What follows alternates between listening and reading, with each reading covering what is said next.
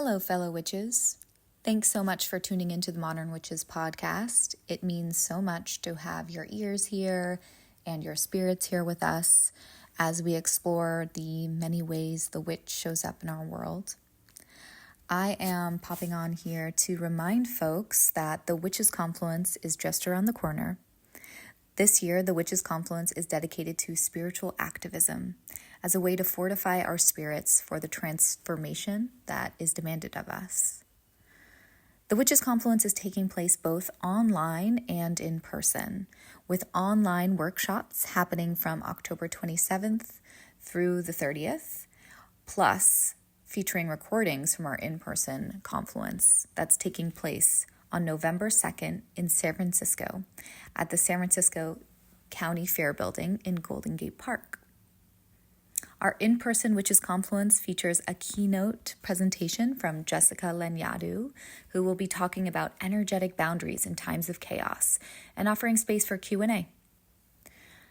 All of these events are really designed to help us get through what is going to be and already has been a deeply challenging and transformative moment in our collective evolution. And spiritual activism is not a replacement for the real work we do in the world around political organizing and protesting and activist activities, but it is designed to support us in maintaining resilience and maintaining our resource during these times when so much is demanded of us. So please check out our offerings. Head to modernwitches.org and see the Confluence lineup of incredible workshops. And we'll see you either online or in circle. Blessed be. Hello and welcome to the Modern Witches podcast. This is our Libra season, part 2 episode, where we are going to continue to walk through the astral energies of Libra season. And oh, what a season it has been. We're dropping this episode right after the solar eclipse, and just sending love to our listeners. I hope that everyone's been able to get some rest in the wake of everything that's been illuminated. Yeah. So welcome, Mariana and Karima. Hey. You. Do you two have anything going on that you wanted to share? I feel like we didn't do that last episode, but I wanted to mention and give space for that. Other than just like being a human. Other than, yeah, not really. I can just for the fun of it share that nothing particular. I'm just in this space where I crave. I was telling Casey before we started recording, that I'm like, I crave fun, I crave joy so much, and like my whole focus right now is like, how can I like do something fun? I don't know. Am I And like it's Libra season. Are we supposed to it's have Libra fun? season. Everything is difficult. I'm like, I even said it in the beginning. I'm like, I started writing comedy to kind of entertain myself. I think I'm just doing it to entertain myself, and I'm writing about being an astrologer and how cuckoo it is, and that's funny. I like that. I think a lot of people will relate to what you write. Because like sometimes because I come from such a like both my parents are scientists. Yeah. And like everyone like in my world, nobody is doing anything like what we are doing. Like all like the spiritual, the esoteric, they're like shadowy stuff. Like nobody but me in my circle like of friends I've had for years does that. And for them and the people that I meet, and I'm like looking at them like, how people see us is fascinating. It's very true. It's fascinating. It's kind of my I get so awkward anytime asked me, what do you do? I'm just like, what words am I gonna use today? Exactly. It is so hard. Especially, yeah. And I was like looking at it from the perspective of dating, because like I don't date much, or I don't like to date at all. But I'm like, I reminisce on dating experiences and crazy experience that I've had with explaining to people what I do and how they respond, and me being like Muslim from Russia, an astrologer, and it's like the whole Oh my bag is God. so cuckoo. I love it. It's I a great love bag. it. Yes. Yeah, me too. It's okay. Well, cannot wait for Mariana's stand-up Yeah. routine. Yeah. If I will ever. definitely go and watch If that. ever. Sign All me up. right. Libra Yeah. season. Yeah. Karima, do you have anything? Oh, there's like, I Mhm. think by the time this comes out, the confluence is not, so there's like, you can buy still tickets to the. Oh, yes. Join Yeah. us, everyone, at the Witches Confluence on November Yeah. 2nd. Yes. And I Um, know for Modern Witches Conference, I'm going to be in charge of volunteers. mhm. So we're definitely going to put a little note out there for those who want to help that day. And yeah, so I'm excited of doing that part for Modern Witches because it's so much fun to be a volunteer because you just get to see the back of everything that is happening in the organization, and it's just it just intensify our community and enhance our, communication, and people that just come maybe in that event that are alone and want to share or want to be part of a group, and it's just a great way. Yeah, it's a great way to I'm network and excited make about friends. that too. It's just coming so fast. Yeah, It really it's is. I coming so can't fast. I'm believe it. excited about that. Yeah. Thank Mhm. you. But yeah, of course. And I hope like just to do another probably Coven Circle before the end of the year about a topic in astrology because it worked so well last time with perfection. So yeah. That'd be amazing, Karima. Mhm. We'd love that. Yeah. We have our circle dates planned, and Karima and I will put our heads together and see what astrology Yeah. offerings can come through. So if you're Yeah. interested in joining us on Patreon, our digital community space, please do. We'll be meeting monthly. I tried to align our coven circles moving forward through the end of the year with the full moons. I love So that. Mhm. we can really tune in together and hold space for each other. Yeah, and you did the post on Instagram where we can see all the upcoming dates, and I thought it was Yes. good. Yeah. And Love it's it. on our Patreon too. And I think with all the upcoming full moons, with the eclipses, Mhm. it's a very smart idea to gather during that time. Mhm. I agree. Yeah. Yeah. All right. So the first transit of this episode we're going to be jumping into is on October 8th. Venus in Scorpio making a trine to Mars in Cancer at 18 degrees. I love that. It feels like I don't know, this transit feels like a real vessel of intuitive intelligence that we might be able to tap into here. 100%. Yeah, it's whenever I think about Venus and Mars relationship, for me, they're like lovers. Traditionally, Venus and Mars are like the pairing that is associated with relational dynamics. Yeah. And though both of them are one in detriment, one in fall, here they are like looking at each other through harmony of accepting the flaws of each other, what it feels like. There are flaws in one, there are flaws in the other one, within the like maybe like mistrust, doubts of Venus and Scorpio, and same kind of dynamic with Mars in Cancer, but from the other side, sort of like fearing for one's safety and someone taking care of, or like honoring their like emotions and feelings. Both of those planets in those signs come from that place of like, will they honor my safety? Will they be a safe space for me? Be it a person, an environment, whatever that is. And here they're like, look at each other, and there is this support, like you said, Casey, vessel to hold all of that within, which I really love. Yeah, there's some like a deep vulnerability in all of that as well. So, you know, I feel like around or on this date, it's just like if you want to plan some space for like a vulnerable conversation or even just space for vulnerable reflection with yourself, that might be a really beautiful time to do that.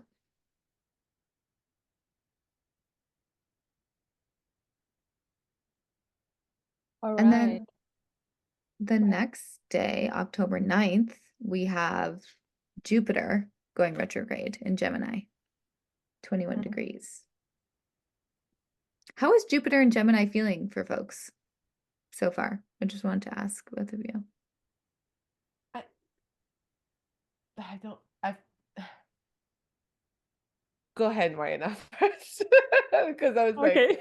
I'm still structuring my what I think about it. Yeah. Sorry. So, well, first, before I talk about my personal experience with that, Jupiter will be retrograde until February 4th of 2025 in Gemini. And is So, back, do you remember what time, what degree? 11 11. degree. So, I think for me, well, I have natal Jupiter in Gemini, and I have natal Mars in Gemini. So for me, there's always an issue, and I would like for everyone to hear me here, that there's an expectation of what a planet could be, but it rarely meets that expectation. It rarely what we think will happen. For me, and it's funny, I don't know. That feels so Jupiter and Gemini to me. That's so true. That is so true. I am like this. God. I think there's like, and my ruler's in Gemini. So for me, there's like multiplicity of characters living in my head that are so like opposing. One is morose and love like underground cinema, and the other one just want to like do comedy. It's like, I swear to God, like what does Jupiter and Gemini? Actually, the whole obsession with comedy and just talking about experiences, the niche experiences that I have. We all have niche experiences, but like my personal ones, like came with Jupiter and Gemini. It started about like 3 months ago where I was like, I just want to just talk funny. And like, I would like, and like as a child, I would make people laugh. And then I was like, this is, and there's another component where it's like there's a depth to every person, and sometimes there's more connection to that depth, and you're like, I don't want to be seen shallow or like this kind of like a fool, like jester archetype. But this is very much Jupiter and Gemini's jester. You know, it's that kind of like, I am just gonna like get the knowledge across, Jupiter, through very like fun, unconventional, tricky ways. And that is kind of like, and I haven't thought actually about that. I'm thinking about it as I speak right now.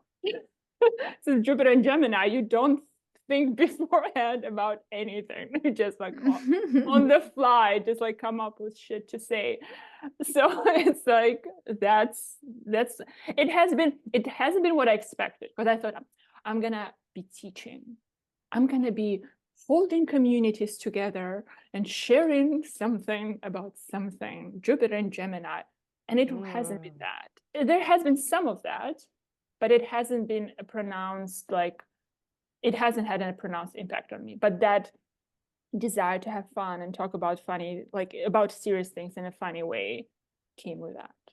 I don't know what's going to happen out of this, but this is just fascinating. That's Jupiter and Gemini. So maybe while it's retrograde, I'll be rethinking and working on that and considering options. Workshopping. So we'll see. Karima, back to you. Yeah, I agree with you on the say, like we can write and talk about what we expect to see when we see Jupiter and Gemini, but it's never, almost never what you expected. It's just like a different form. And I'm still watching what is happening worldwide with Jupiter and Gemini, and I think Jupiter, when it's stationed retrograde, is going to pull focus. So this retrograde, I think we'll really see what is actually unfolding worldwide with Jupiter and Gemini. In a personal level, I also didn't expect that. I thought I would be, because for me, it's fallen to my third house. And I don't have anything in Gemini's, but I thought I would be like, oh my God, I would want to communicate more. I would want to learn so much stuff and blah, blah, blah. But it ended up to be way more what the third house is, which is neighborhoods and friends and talking a lot and small talk. And it has been increasingly, like it went through the roof. So basically having a baby make you meet people way faster than anything else. You relate to a mother, a father way faster. It's just crazy. And automatically the we are talking and there's no wall. It's just like telling you what it is. Like, oh yes, this stuff. Oh yes, what about this? How was your breastfeeding journey? like all that. And so I feel like created a whole new community since Jupiter came into Gemini. So I would say, like, for people, really look what is in what house, what is the topic of the house where Gemini is for you, and see where relationship, like where increase, when small talk increase, where like communication and connection increase. Because I feel Gemini is so flirty, loves to communicate, he loves to have different people, different friends, and I feel like that was the energy that has been brought to me with Jupiter and Gemini. But that's a personal experience for that. In terms of the world, I'm still looking to see what's been involved. Yeah. Casey, what about you? It's funny because I feel like for me, it's in my second house. And I do feel like there's just an abundance of questioning, like an abundance of seeing all of the potential pathways and like a lack of commitment, but like a firm lack of commitment. I don't know. I think there's really something to be said for me, Jupiter and Gemini. It's like, let's just collect everything. Let's just collect everything we can. Let's follow the threads. What's interesting to you in any given moment is like all consuming. And it's like such a big, deep download. But then you move on to another thing. And I think it's Oh my like God. you're It collecting. hurts. It's like, I know. The file folders, like the notes app, everything is like getting full of things. And for me, it's like I know that it's not time to like make a choice or decision and like put my whatever the saying is, like stake in the ground or whatever. It's really for me about like, okay, I'm really noticing a lot, and what I'm gonna do with that information is probably not gonna happen until Jupiter's not in Gemini anymore. That's so true. Yeah. When this planet leaves the sign, that's when we start integrating. And to that, I want to like add something about what Karima was saying. I don't remember if it was on while we were recording or not, but she said that she found out that she was pregnant on Jupiter transit. Now she's talking about how Jupiter and talking to moms and Yes. it's like the thread. So that's why you need to learn astrology as a thread, as like dot to dot to dot, is they're not separate, like isolated events. They are all absolutely beautifully intertwined. Yeah. And also, I'm sorry to stop so much on Jupiter and Gemini. My Jupiter and Gemini cannot right now. It's like so it entered Gemini on May 25th. Like within the week after that, without thinking about it, like my student, I taught a class, like a retreat, and my student told me about this book. It's called My Stupid Intentions. And I got that book from the library in like when Jupiter entered Gemini, not specifically. And that book, and Jupiter is in my third house. So third house, Gemini, it's like, and Mercury rules sixth house for me. It's small animals. Jupiter's connection to the divine. That book was about a little animal. I can't remember the name of the animal, but his name was Archie, but it was like a weasel or something. A small animal finding God. And he's been an animal and living with like a fox and the whole thing. And I was like, this is Jupiter in Gemini. I'm just like, the book was brought to me by my student about animal who's finding a God. This couldn't be more synchronistic. So yeah, it's very interesting. So like reflect on your Jupiter and Gemini. That's a good question, right, Casey? Thank you. Well, it's interesting, you know, you think I've been Mhm. thinking a lot about Jupiter, just like tracking Jupiter a little bit more. Mm-hmm. So I'm just this curiousness I have, but it's going to Yeah. be in Gemini till I think June 2025. So is that correct? Oh, we'll need to look. I I have the think, yeah, retrograde. I remember May, no? Oh, maybe June. I remember it was between May and June, but it's good to look it Yeah. up right So now. it'll be, let's see. Where are you, Jupiter? Yes, it's June 10th, Mhm. 2025. Yeah. So something to just be tracking. I don't know. It's a theme. I think it's like, Oh yeah, June 9. Yeah, you're right. yeah, June 9th. Mm. So on a large scale, like, I don't know, we're all going through so many different interesting transitions collectively, Mm. obviously, and personally. And I would say if you know, the sands might feel like they're really shifting, and maybe that's okay. Like, how can we like increase our comfort Yeah. with Mhm. that? Yeah, absolutely. So the next transit we wanted to focus on is on October 13th when Mercury enters Scorpio. Mm-hmm. Mm. So a big shift here. Yeah. Mhm. And he's joining Venus, you know. I And love if this. I'm happy that it's out of Libra. Me too. That's a yeah. So I just feel it's a relief energy to have your mind getting out of this very busy Libra and getting into the depth of Mm. whatever interests you or whatever you're in right now. I just feel there is I don't like I don't I mean it's less superficiality, more Mhm. deepen into what interests you, you know, Mhm. or what you want to solve or focus on. There is like a very laser focus. This is the eagle for me, Mercury in Scorpio. Yeah. Mhm. So that help our mind shape and focus on things. Um, it can Yeah. be harsh because we're still in Scorpio, you know. It may be sometimes things that hurts or things that are like we were talking in the first part of the episode talking about shame or you know theme that are like not enjoyable but are worth to be discovered or worth to explore for your own good and also for the good of who's around you. um yeah.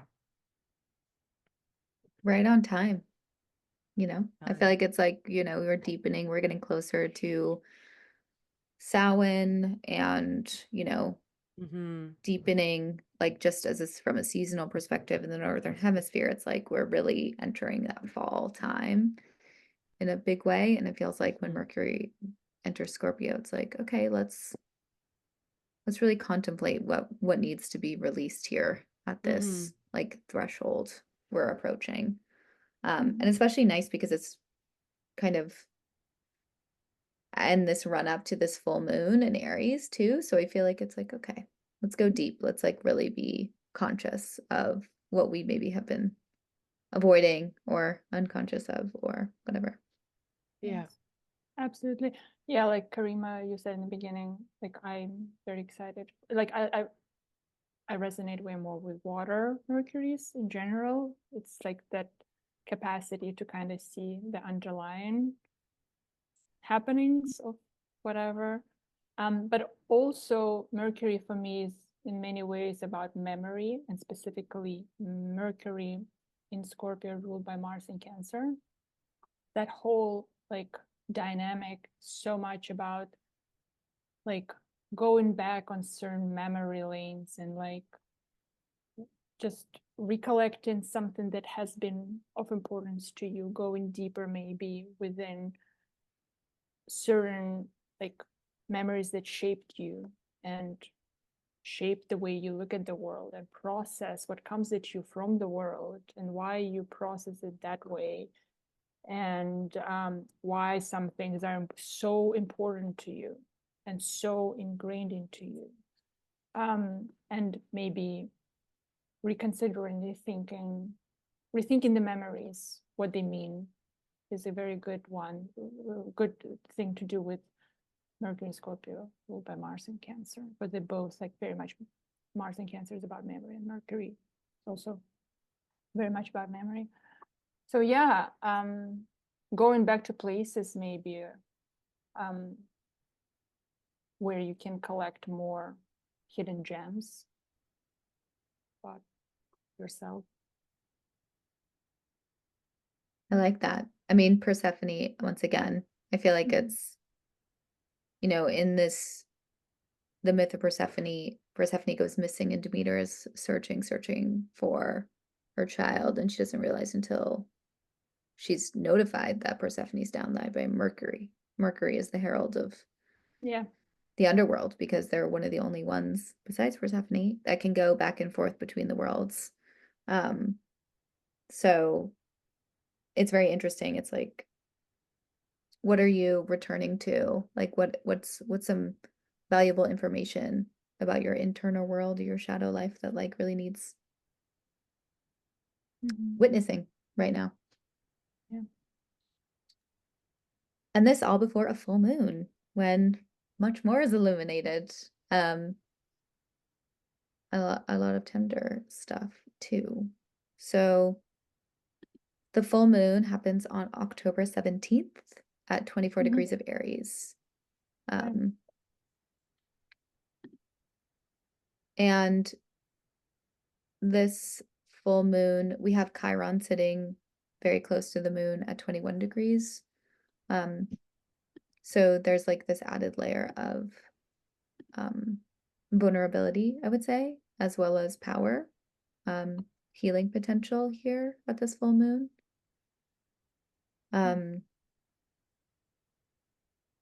Square to Mars. So the Or square ruler, to Mars. yeah, so the lunation is ruled by Mars, which is Mars is in Cancer, squaring that new full moon. This is difficult, but there's a silver lining that there's a mutual reception. Whenever there's a mutual reception, so moon rules Cancer is in Aries, Mars rules Aries is in Cancer, so there is a mutual reception which smoothes the edges of that square. They see each other, and there is, whenever there's a mutual reception, they're like, we are here looking at each other to solve some problem within the parts of our chart with Aries and Cancer, to come to some kind of solution, to come to we need to cross something here within our internal wirings and fears, and get like assert our maybe individuality in a sense of not even external world, but in an internal world. What is important to us, and why, what holds us back? What is the like maybe the fear that holds us back from crossing that bridge? North Node is this is not an eclipse, but North Node is still in Aries, so like the pull is there, and Mars in Cancer, something we need to overcome. What do we need to overcome that connected to our internal emotional landscapes that prevents us from proceeding forward? It's so interesting that the solar eclipse was also squared by Mars. And I feel like it really feels like energetically like Mars is like pushing us to deal, like face the things that are difficult to face, that we must face. Particularly in this, I don't know, the Aries part of our lives ourselves. Like, what is that? How do we relate to that aspect? The warrior archetype. Especially in a world where we see I mean, we've seen so many iterations of the warrior under patriarchy in extremely violent and negative iterations. And I just wonder, like, what does that mean? How do we relate to that in a way that can shift things or soften things or heal things with Chiron right there?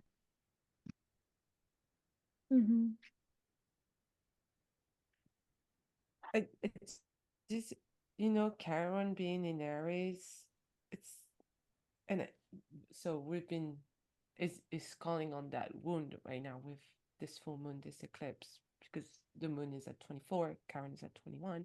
And I feel like, just to relate to what you were saying, Casey, this egomania, this, we're very into the word, has been for a while growing about the ego and individualization and the me, seeing me. And that is maybe an own detriment. Sometimes we don't want to do that, but we have to, because maybe we have a business or we're selling a product, or so we're like being pushed to be visible. When being pushed in a society to have a family picture in a social media, people know what we're doing, where we're traveling. It's just like a something that's being influenced on us, and we do this to share, you know, to communicate with our loved one, or to really show our lives, sometimes to be influencers, like, you know, or to sell something. And so I think this Chiron in Aries is very, with that full moon, I just felt very common, triggering that part of ourselves that is like always the need from a society or from ourselves, or sometimes coming from us, being pushed to be visible, being pushed to take that picture, to film, to do that reel, to, you know, that's constant feed of that we need to feed the algorithm to be popular or to sell something. And I feel like we with that long Chiron in Aries is really calling into a, like, our ego, like being need to be seen constantly. And what damage is it doing to us? Is it healthy for us? And then sometimes our emotion is like, sometimes I want to be see someone, I don't. I want to be visible, I don't want to be visible. I feel like this Karen with the sun in Libra, which is we're trying to please the mass. And I just it came up in this moment. I'm sorry, I'm rambling now, but it's just like I feel like there's a huge part of being seen in that full moon, and in what detriment, you know, in what detriment we need to be seen as much. And I feel like Karen in the Aries is calling on that ego self, and where do we stop? Like, because it's just like, is it healthy for us or is it not? You know? Um, sorry, I went on a rambling thing with that No, Karen in Aries, but I feel like it's just so intense right now into like and like how to be visible, how to be at the center of everything and promote ourselves and always be out there and always like be prized with the likes, with the comments. It's like I feel we're going through a shift with Karen in Aries about a relationship to our ego, a relationship to how the world is seeing us and how we want to be seen. And yeah, so I feel it's going to come and trigger that part of ourselves a little bit. That makes sense. That does make sense. Especially with the ruler in Cancer, it's like for so many people that sort of, because the small business, as in another thing of an Aries, it's like entrepreneurship that has traditionally existed, like a small business. It doesn't exist in like a physical world. It only exists in a like this space where there is a pressure that safety is connected to how much of yourself you're willing to put out there on a consistent basis. Mars in Cancer. It does make a lot of sense to what you said. Also, I want to add to that there is a reality of the thing, and a lot of people want to be seen, some don't, but like the core here, whatever it is, you have to take responsibility for whatever it is you choose to embark on with this lunation. This is like another wound of Chiron in Aries with the full moon is that whatever I do, whatever action that I take, the repercussions of that action, I have to take responsibility for that. If I lose safety or gain safety, if I do this, like it's sort of like we are on the path where everyone will have to be incredibly self-centeredness or focus on the ego. It's almost necessary because ultimately that pendulum, it swings, like when you focus on yourself, it also comes in with massive responsibility, which most people don't recognize. That centeredness, that like me attitude comes with enormous responsibility, which people are not prepared to yet fully embrace. And I think when Saturn goes into Aries, it's going to hit everyone over their heads. Yeah, you can do whatever you want to do. You can put yourself in the center. You can put yourself anywhere you like. But there is a price that comes with that. And there's nothing wrong with that. That's what I'm trying to say. If you feel like you want to be in the center, if you feel like you want to be seen, there's nothing wrong with that. There's something wrong with that if you feel like you're not ready to take on also responsibility that comes with that. That is where the issue is.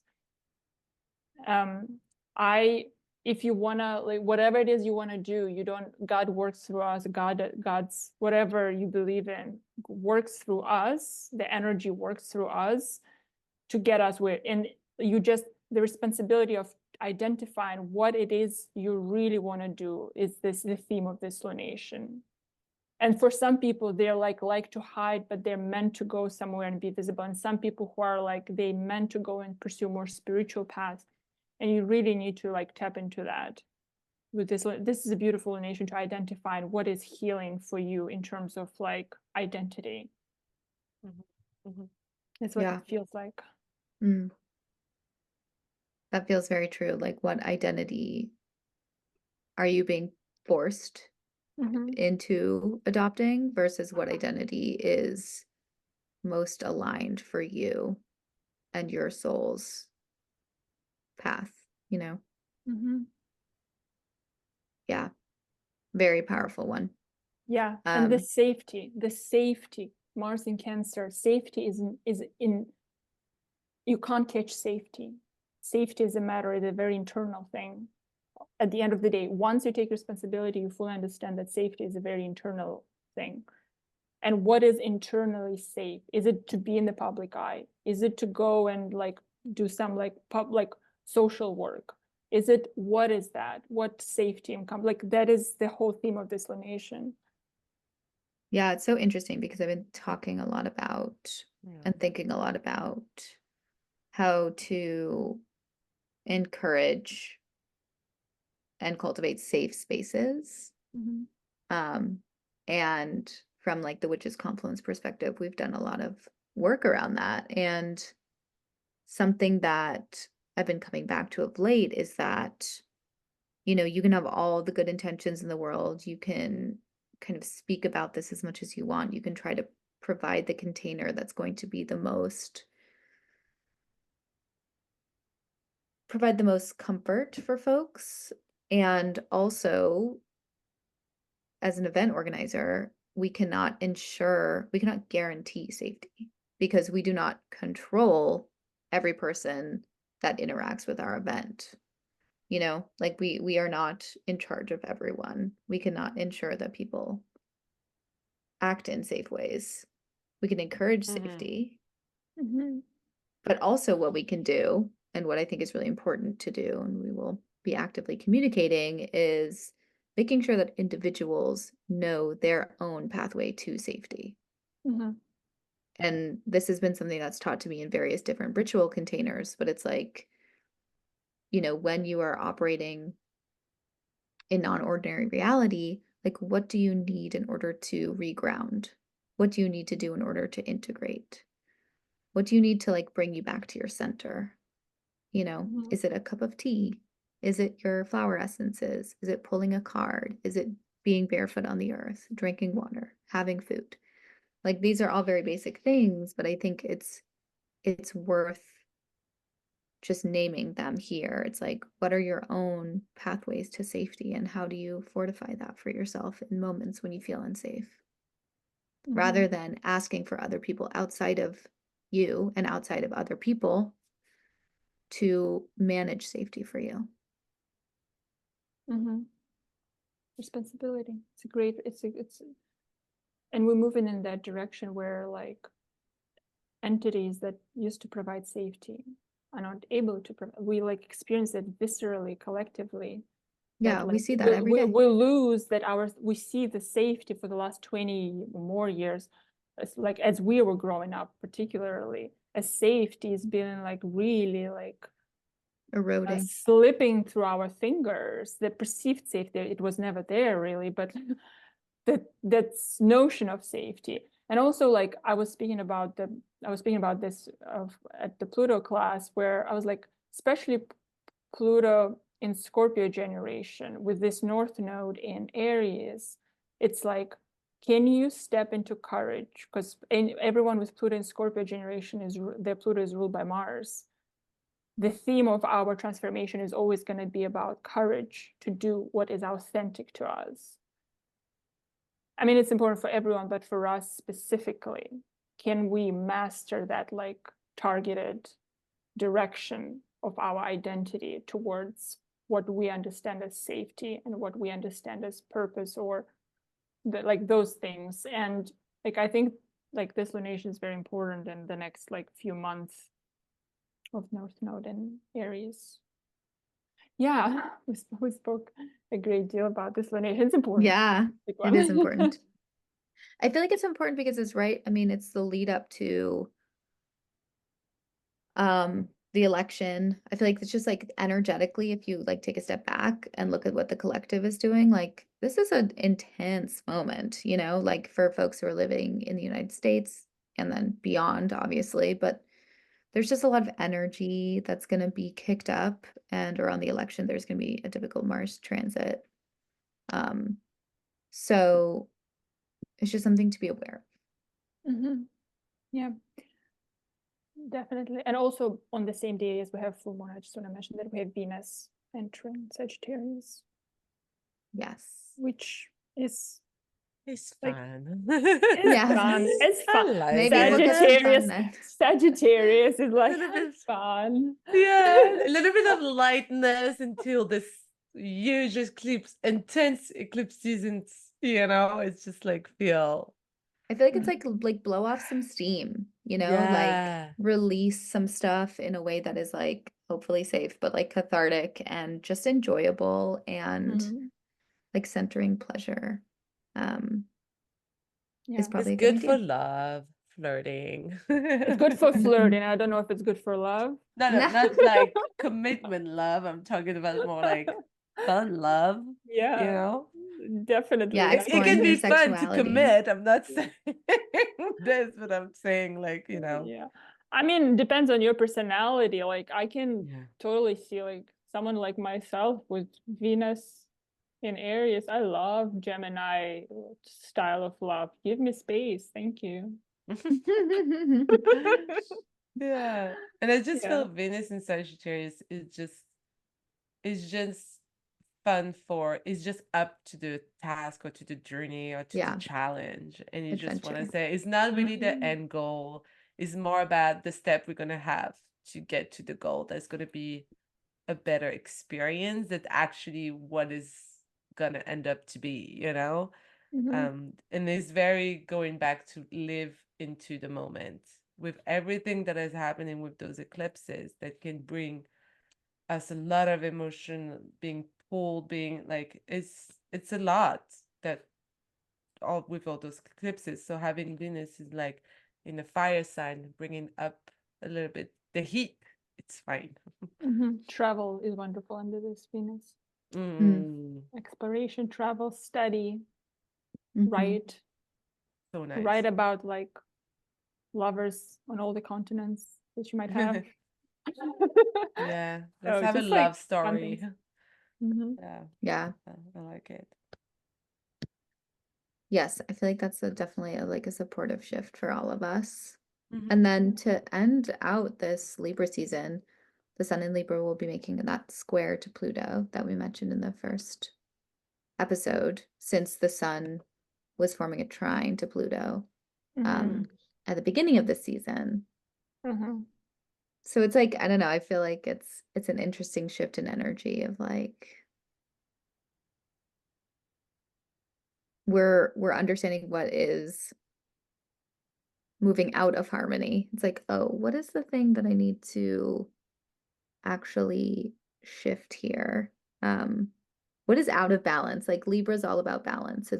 We start the season maybe from a more harmonious understanding of ourselves and the world, and everything that we've been through maybe has led us to be a little bit more discerning about what is actually out of balance and how we can address that.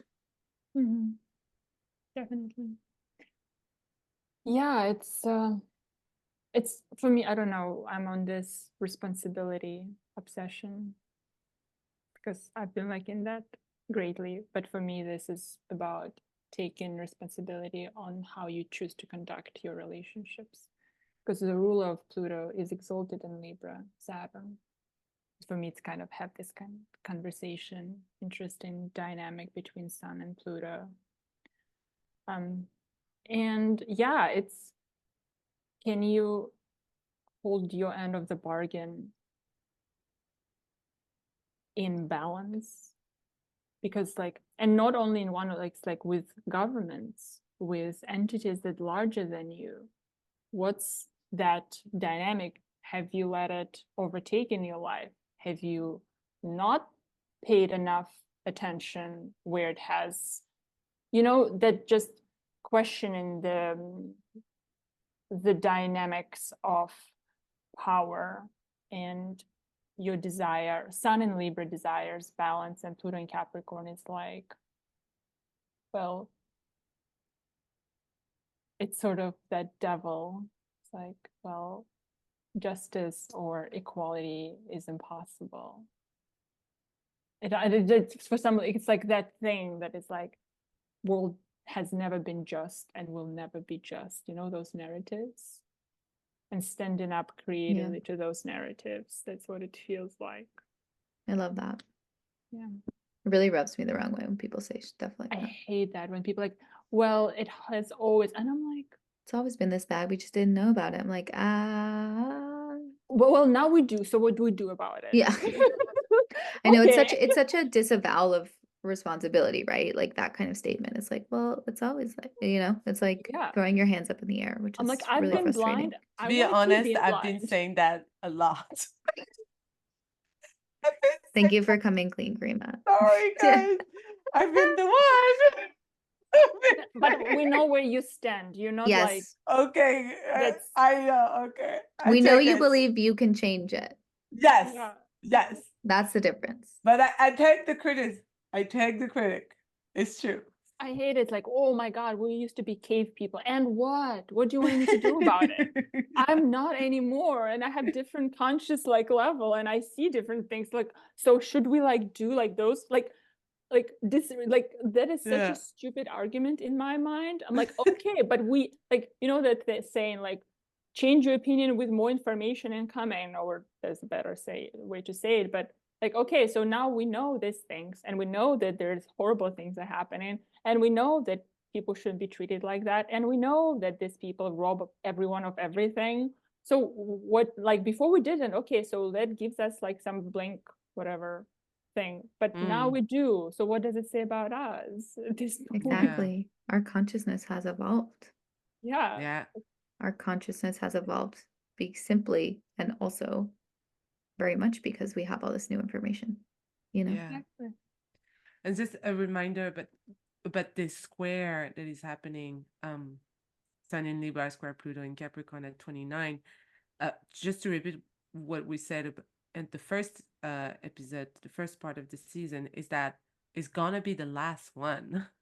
You've been doing that work for a while since Pluto came into Capricorn in 2008, and then that basically they've been squaring by sign for a long time. So all the time that the sun was coming into Libra, that story has been evolving, etc. And here we're like come at the last chapter.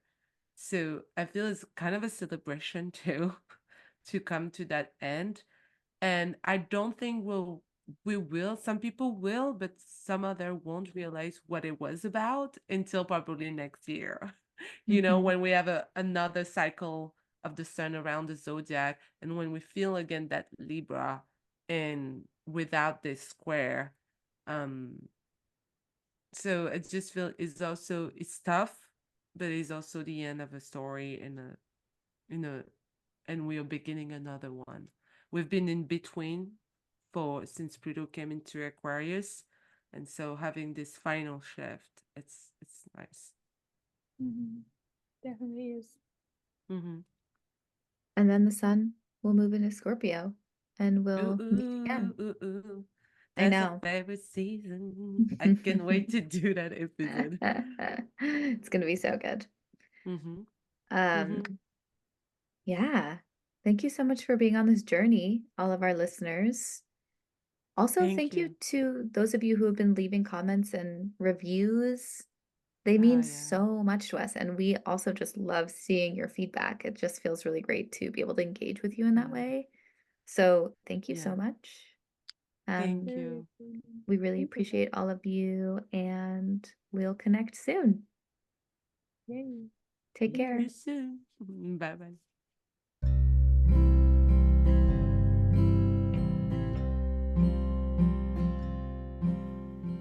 Thank you for tuning in to the Modern Witches podcast. We hope you've been inspired to cultivate your own magic and to craft your own spiritual practices. Let us know what sparked your curiosity by leaving us a comment on this episode or leave us a review. And don't forget to subscribe to the show so that you never miss an episode. Your feedback and engagement truly fills our cups.